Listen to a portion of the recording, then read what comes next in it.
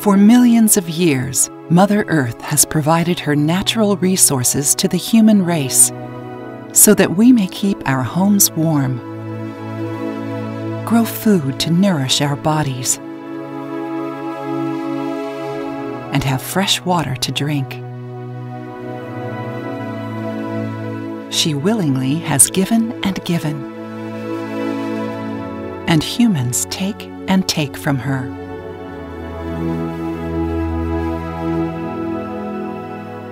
The population of the human race is at an all-time high. We are creating vast amounts of pollution to the earth that may be irreversible if we don't make the necessary changes now. It is our turn to give back to what she has given for us. We can do that by reusing our natural resources so that we can make clean energy. We must do our part to ensure that the future generations have a future they can look forward to.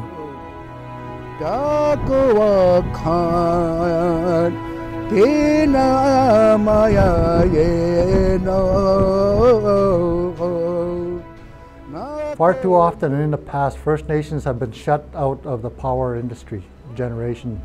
As we get to new technology, there's an opportunity for First Nations to become involved and to participate in the exciting opportunities generated by wind, solar, flare gas, as well as SMRs and hydrogen in the future.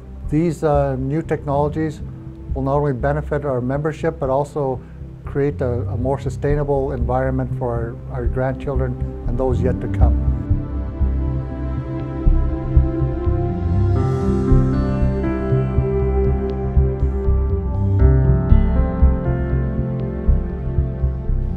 We understand that a clean energy future needs to include Indigenous engagement and development. Through FNPA and through processes like the development of Canada's Action Plan on SMR technology, that we can help to build the bridges for the future. Bridges for the future that ensure that energy security, food security, and other important topics of discussion happening around the world today become a reality.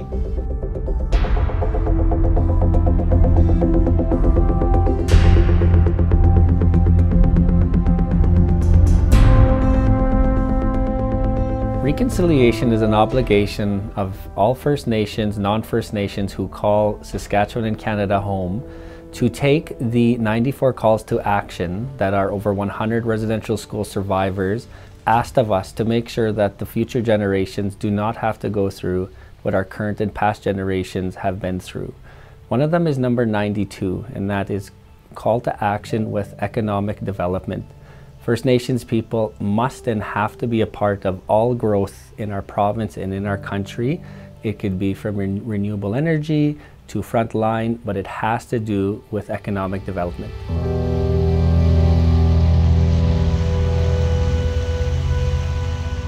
At FNPA, we believe that renewable energy is one of the keys to helping our First Nations achieve their economic goals and targets. Alberta has done a great job so far. REP Round 3 was a prime example of that with the Indigenous equity participation minimum requirement of 25%. We feel that's a launching pad for the future for our First Nations. Specifically, we believe with the current movement towards more tangible ESG goals, that is economic, social, and governance, that there's a real opportunity here to create synergistic partnerships between First Nations and industry in the province. At FNPA, we believe that wealth creation, ownership of wealth, is the key to unlocking our nation's futures. Wealth is the key to achieving all our health, education, and socioeconomic goals and targets. We strive to bring together partnerships that are synergistic and are long-lasting and are benefit to all parties involved.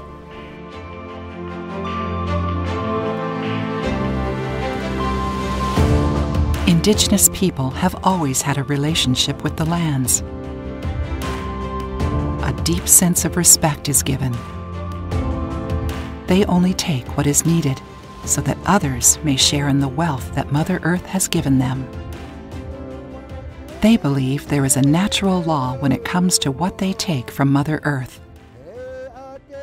Take care of her, and she will take care of them for as long as she can.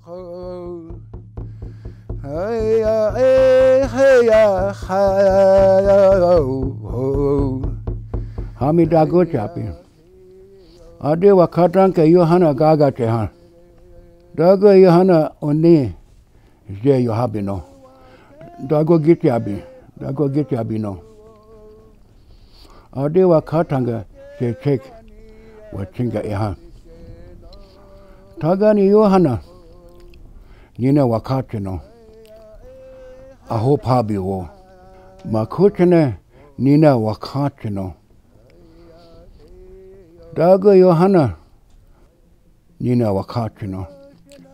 Ta odane.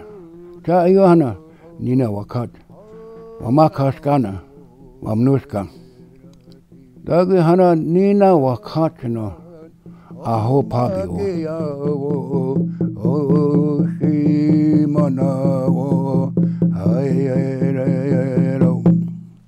The meaning of that song is the Togashina Chea Waono Hona Machko. That means, hear my voice, Creator, I'm crying. Help me, pity me. That's what that song says.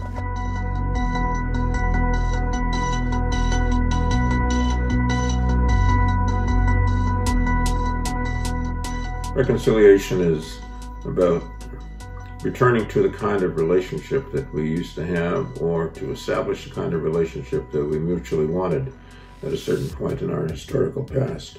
When we look at our relationship with the land as Indigenous people, we know that we have a special relationship with it. When I was a young lawyer, an elder once told me that when you have difficult decisions to make, go sit upon the lap of your mother, the earth, and she will help you make those decisions.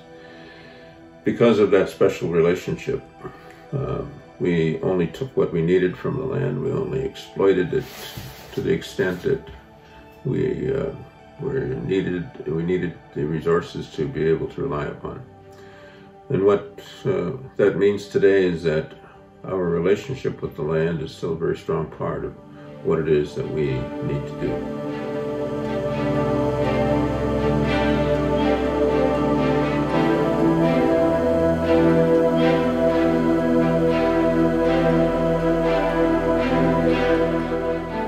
We butchered them too, and I gave them to surrounding communities on our reserve and off reserve, and it was good. It was good to see the traditional way of doing this process of butchering them. And it was good to see what these other band members did from Gordon's. I gave them 2 hides when I did it, and they made a traditional drum out of it. Myself, I'm a traditional dancer, and a whistle carrier and a pipe carrier. And when they did that group of singers, and when they hit that drum, it hit me right away. It connected with my spirit, because those were my buffalo. They made a drum out of there. I didn't know how to feel. It was very emotional to see this group of singers to make a drum out of the hides that I gave them from my farm. So it was sort of like a chilling thing. It was a chills down my whole body.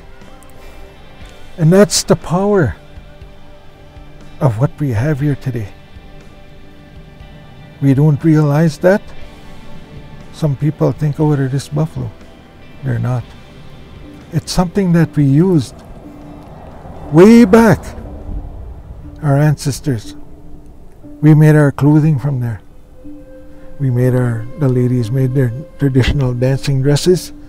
We made our moccasins out of there. We made our jackets. Lots of things that we see today in the museums. What they did with these animals.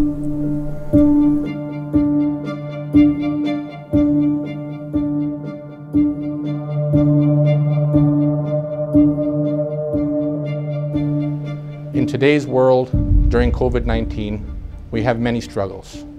Indigenous communities are very vulnerable. And so we need to ensure that the strategies moving forward will involve partnerships that help to build wealth, that help to build structural opportunities around education, training, labor force development, and building wealth.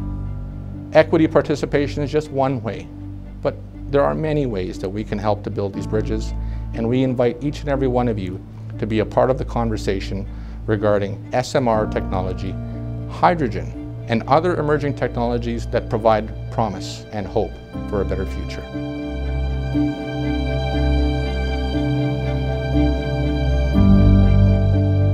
Today, our youth are more hungry than ever for change. They want to make sure that they're a part of the growth, a part of the change. Mother Earth is talking to us. Climate change is real. We must transition to a new model of renewable energy. Our youth have to be ready. We must educate them, and so that they can be a part of it, a part of the change, and to be prepared to take over those leadership roles. Bringing in renewable energies for First Nations / Indigenous community, and it would be better for my generation and my generation's grandkids or kids, so we could have a brighter future. I don't want them to be living in smoke or polluted lakes. Well, they already are, but like, it's just really important to keep our world clean, because we're basically just kind of killing the earth by throwing garbage or throwing chemicals in the lakes. The land is really important. It's really important to us because we dance powwow, and what if we all of a sudden run out of food and then we have to start eating plants? The plants won't grow if we don't keep the whole world clean. And yeah, that's why it's so important to me.